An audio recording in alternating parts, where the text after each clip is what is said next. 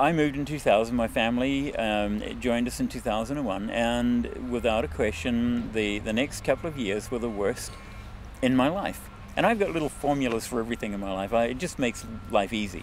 And my formula, when you find yourself in a situation that you really don't like, then then you have this little formula. You have to ask yourself, have you done the best that you can in order to turn the situation around?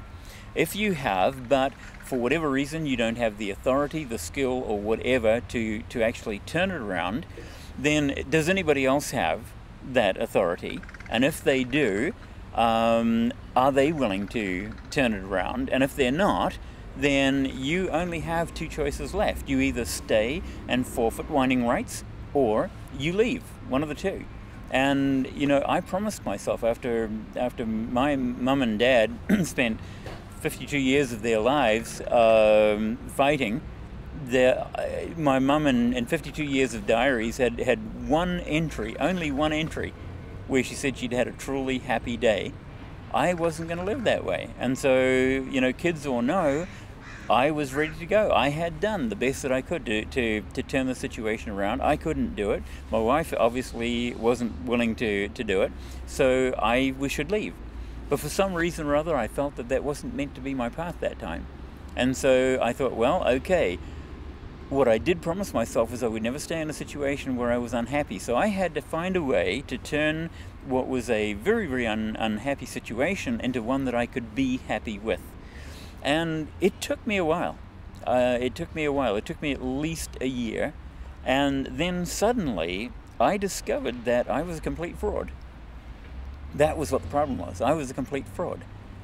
And what I'm saying there is that if you had asked me then, as if you asked me now, what is the most important reason for being in this world, I would tell you it's for the learning.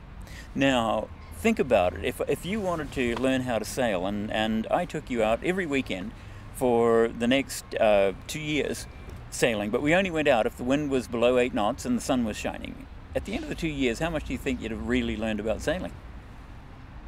Pretty much nothing, would you? You know, it's not until you go out at night in a storm that you find out whether you know how to sail a boat or not. And so here I was with the person giving me the best learning opportunities, because it was the most difficult time of my life, the best learning opportunities of my life, and I was feeling bitter and resentful about that. That's total fraud. And so what I did was I used visualization. When my wife started saying things that were really, really not nice and maybe not necessary, I would envisage spears coming towards me, but before they struck, the spear would turn into a gift, and the gift was the gift of learning. And you know what? When you are receiving gifts, it's really, really difficult to feel bitter and resentful and feel that you're being treated badly. Really, really difficult. Now, with any learning situation, there is the traditional learning curve. At the start, you learn a lot. Your learning curve is really steep, and then you taper off after a period of time. It doesn't mean you stop learning. It just means that the amount of learning for the time spent is now much, much less. And you have to make a decision then: is that learning worth the amount of time that you're putting into it or not? And I was getting close to that time in January of 2005. And finally, and it was in January in 2005 that my wife was really ripping into me again for some reason or other, which I can't remember what it was about.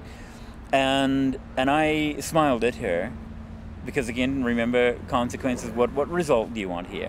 I smiled at her and I said, you probably will cause me to leave you sometime in the foreseeable future, but the one thing I will never let you do is to stop me loving you. And it stopped like that, and 2 days later she came to me and she said, you know what? She said, I've decided to stop being such a bitch. And life has just got better and better and better ever since.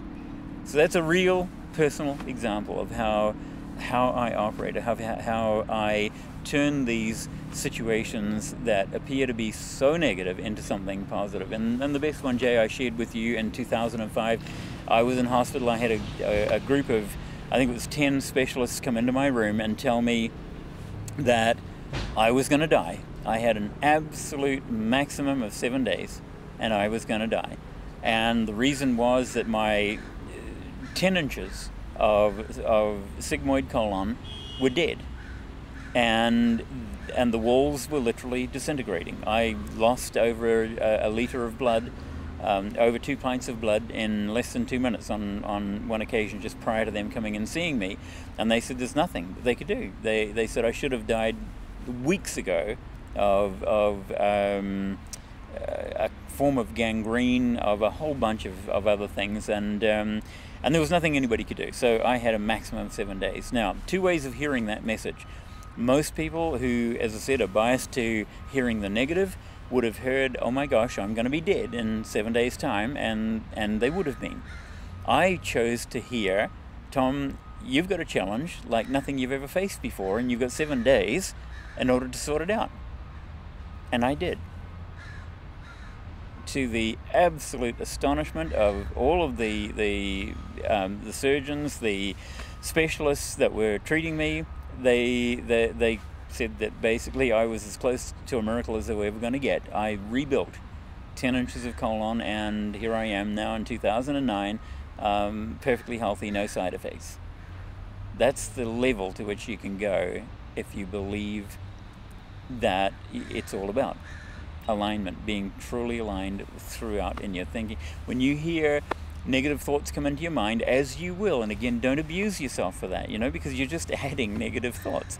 When you hear negative thoughts in your mind, one thing you have to understand is that you can't take them out. So these people that tell you to let it go, they have no understanding whatsoever of the human mind. You cannot. If I said some crazy word like obstropolis and told you to forget you ever heard that word, do you think if you heard that word again in 20 years' time you'd remember having heard it? Probably would, wouldn't you? And because that's the way the mind is. Once it's in there, you can't get it out. What you can do, though, is you can disempower it. So the mind, you have to give the subconscious mind something that it can understand, something that makes sense to it. Telling it to let it go, the mind doesn't understand that, so it just creates confusion. Confusion adds to disruption, and away you go. So give it something that it can understand. It understands cancelling something. It understands disempowering. It understands trashing. It understands all of those sorts of things. So when you hear those negative little words that you're feeding your mind, just say, oh, cancel that. That's all you got to do. And it takes the power out of it. The words will forever be there, but they have no power anymore. It's like we do a university course before we come into this world on how to be negative, or how to see the negative in everything. And maybe that was, when life was a lot simpler, maybe that's what was right for the situations at the time. And maybe that's why we survived, and because it was a survival tool, we've become absolutely expert at it. But it's not necessarily the best way of surviving in today's world, and that's what we have to realize, is that today's world is a very, very different world, and so we have to learn how to adapt. And like I said, when you hear something negative, laugh at it. Nothing disempowers negativity better than laughing.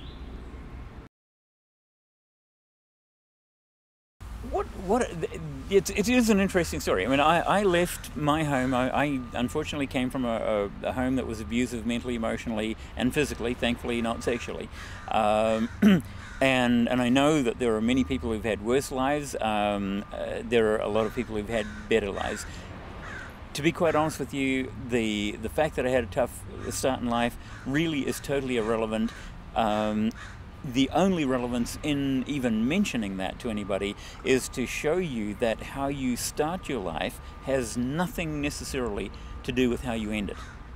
It's entirely up to you, and you can change. That's what is important. And because I left home at the age of 17, literally rating myself at around about the level of amoeba on the scale of life.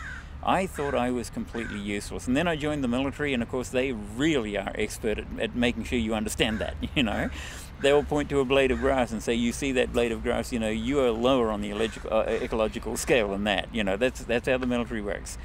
And so yeah, that had been my confirmation all of my life. I was told that I was born useless, and that's the worst thing of all, because you know, if you're born useless, you can't go back and get reborn. You can't go back and get reborn. So therefore, you take hope out, and you know, you take love out of a person's life, and you trample on the heart. You take hope out of their life, you trample on the soul. And so, because I thought I was so worthless, I didn't deserve anybody's help. How could I ask for anybody's help? You know, I was worthless. There was nothing I could do for them. So I would be on the take, and that's all there would be to it, as far as I was concerned. And so I didn't ask people how to sort my life out. I did it the hard way. I made mistake after mistake after mistake, and finally I got to the point where I had achieved every goal I had set for myself, personally and in business. Every single goal that I had ever set for myself, I'd achieved. And that's coming from being amoeba on the scale of life. People who met me over the years were just on me all the time. You've got to write a book. You've got to find, you know, a way of getting this across to other people so they can do it too. And I looked at the shelves of self-help, personal development books around the world, and they were just sagging under the weight. And there was no way that I was going to waste my time. Time is the one and only thing in this world that I can never get back, and I don't appreciate wasting it. And so I wasn't going to write a book. But then eventually, in fact, coming into Canada, I helped a young lady. Well, I won't go into the details of it, but I helped a young lady, and she got on the bandwagon as well. I thought I'd escaped when I came to Canada, but she got on the bandwagon. You've got to write a book to teach people how to do this. And finally, so I got back to a friend in New Zealand, and I who'd done some of the best courses in the world in personal development. And I asked him, I said, look, I said, this has come up again. Why would I do this? And he said, it's about time. He said, you know, Tom, he said, I've done some of the best courses in the world, and he said, and what I quickly discovered was they were great courses, best at telling you what you need to do. When you asked how, he said, they all ran for cover. And he said, in all the 18 years that I've known you, he said, you've always had the how. And so every tool that I have learned in the course of my life, every tiniest little thing that helped me to overcome those obstacles, I was so grateful for them that they are chiseled into the back of my forehead, etched in stone. And that's what that book is all about. It's all of the little tools that I've learned. So the book is what do you need to do? Of course you have to know what you need to do. But you know, if I came across you in the desert and you were dying of thirst, and I told you what you need to do, Jay, is to dig down 3 feet and you'll find water. And let's say I'm absolutely truthful in that. You know, I know that there is water 3 feet down there, but you don't have the tools to get there. Have I helped you in telling you what to do? No, I haven't. And if I provide you with the latest post-hole digger and tell you, look, just fire this thing up and dig down there and you'll have all the water that you want, but you can't figure out how to use it, I still haven't helped you.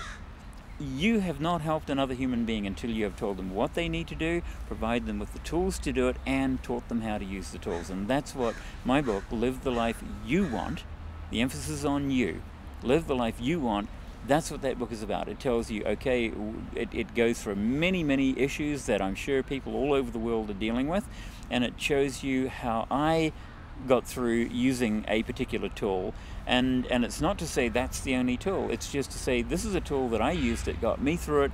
Maybe you can come up with something similar that works even better for you, and here's how to apply that to get that positive result at the end. That's what the book is all about.